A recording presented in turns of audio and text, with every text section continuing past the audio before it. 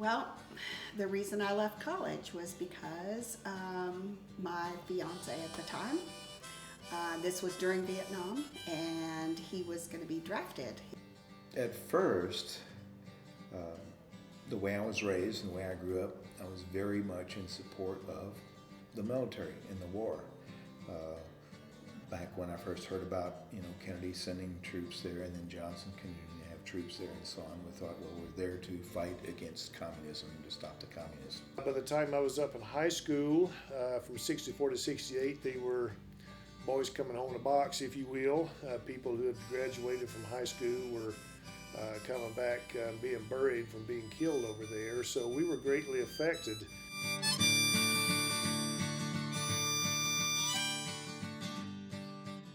I was very, much, in favor of the troops and the war and so on. It was after I went to college at Notre Dame that I began to see the war differently. And he was a priest that helped on our floor. And he was very much anti-war. In fact, he knew some of the priests that were involved in the draft, the burning of draft cards and so on. His father, Denny Madden, and very kind man, very religious, very much into peace and Christ's law of love and everything along that line. So it completely changed the way I viewed that. Peace movements and youth rights, that was all tied into the Vietnam War. As I mentioned earlier, we were very worried about that because people were being sent over there to die. Well, they could draft you at 18. They would give you a student deferment if you were in college and keeping up your grades in college, which I was. But a lot of my friends went when they were 18 years old. Well, you couldn't vote. So if you couldn't vote till you're 21, you were vulnerable for 3 years there, where these old fat men in Washington could send you off to your death and you had no say in it. Because my ex-husband was a member of Vets Against the War, we were very serious about it.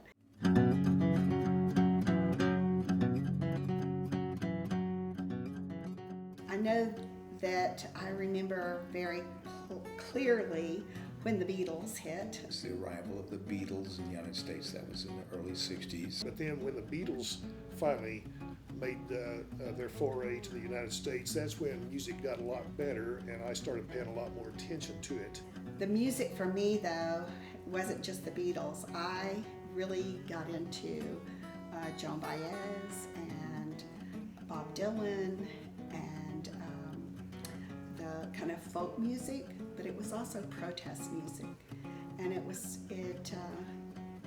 really talked to us about standing up and asking questions, questioning everything.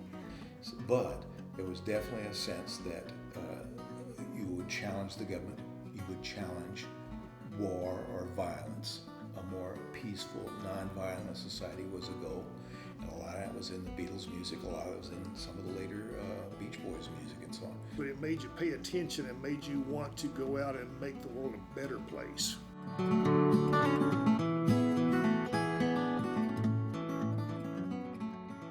Anything can happen today. Maybe there would be a way that someone could use social media, because that appears to be the media that people use. And I think it could be used for a lot of other things too, a lot of healing that we need. There's just a lot of wrong messages in music today, and I wish that could change around, and I do think it could have a positive influence if they would sing about the right subjects.